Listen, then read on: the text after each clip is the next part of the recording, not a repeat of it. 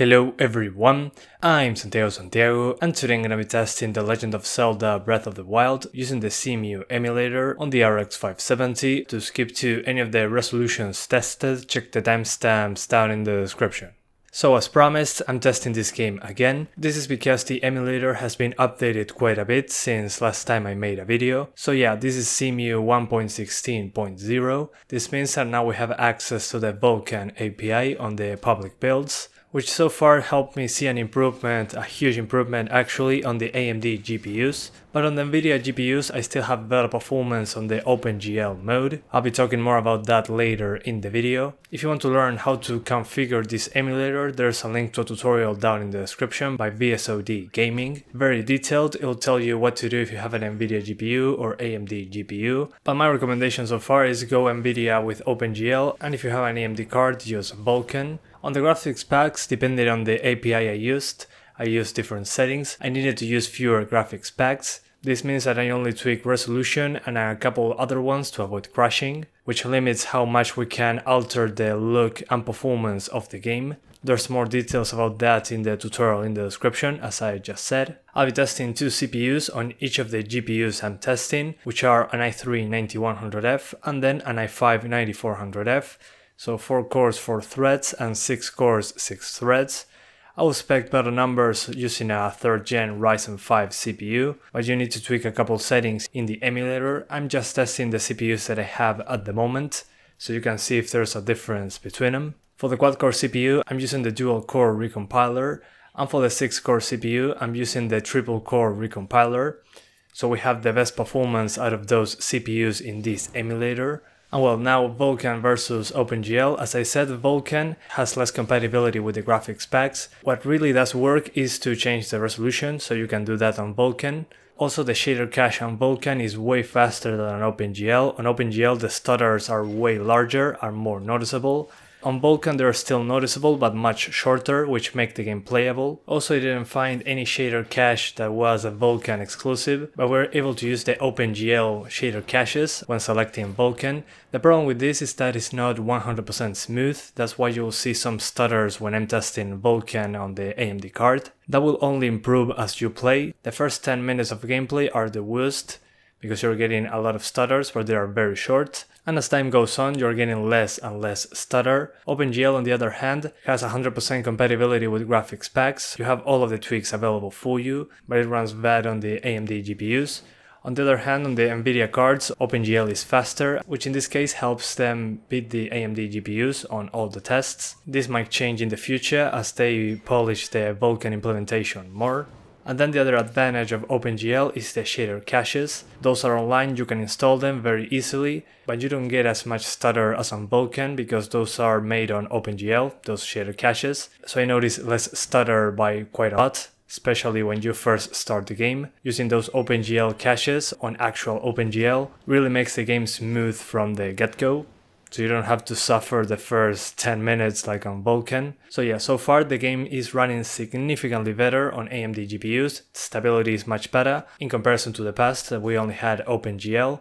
The AMD cards on that one are terrible. So yeah, Vulkan is a great addition, especially if you don't own an Nvidia GPU. Still not perfect, but you can already see the improvements. If you have an Nvidia card, it shouldn't be very difficult for you. Just use OpenGL, use all the optimizations in the tutorial in the description, and you should get a pretty smooth experience so far.